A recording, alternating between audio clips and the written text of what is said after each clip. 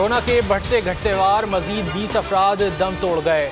अमवात 28,538 हो गई। शरह 1.08% रही। 471 मुस्बत केसेज रिपोर्ट हुए।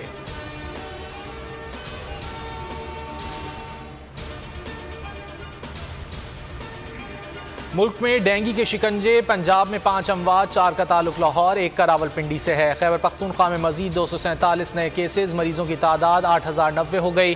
कराची में 52 केसेज रिपोर्ट।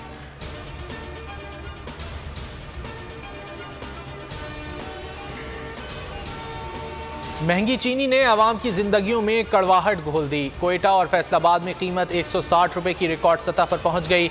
दीगर शहरों में भी चीनी 150 रुपए पर दस्तयाब। कराची में चीनी का होलसेल निर्ख 130 रुपए हो गया।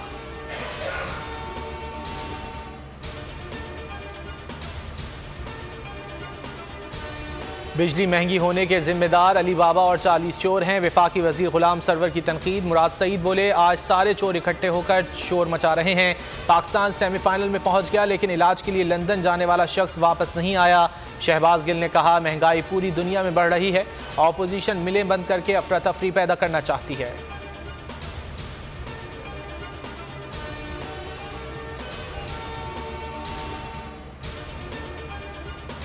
पीडीएम ने हुकूमत के खिलाफ फिर कमर कस ली। दिसंबर में लॉन्ग मार्च पर गौर शुरू कर दिया। तारीख का ऐलान बाद में किया जाएगा। शाहिद खाकान अब्बासी कहते हैं, पहले महंगाई के खिलाफ बड़े शहरों में रैलियां होंगी, फिर लॉन्ग मार्च होगा। अब हुकूमत को घर भिजवा कर ही दम लेंगे।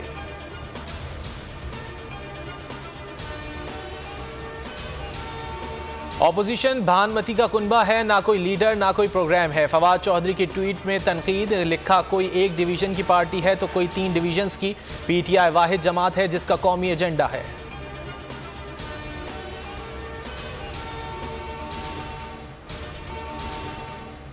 पंजाब के एडहॉक डॉक्टरों को बड़ा रिलीफ। वजीर आला उस्मान बुज़दार ने मुलाजमतों में 1 बरस की तौसी कर दी।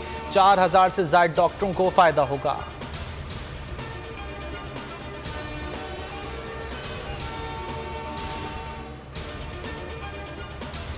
T20 वर्ल्ड कप में जीत लगातार। शाहीन पुरअज़्म करेंगे आज फिर शिकार। पाकिस्तान ने स्कॉटलैंड को निशाने पर रख लिया।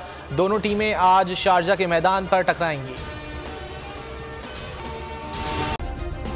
सब्सक्राइब करें और बेल दबाएं ताकि कोई खबर रह न जाए।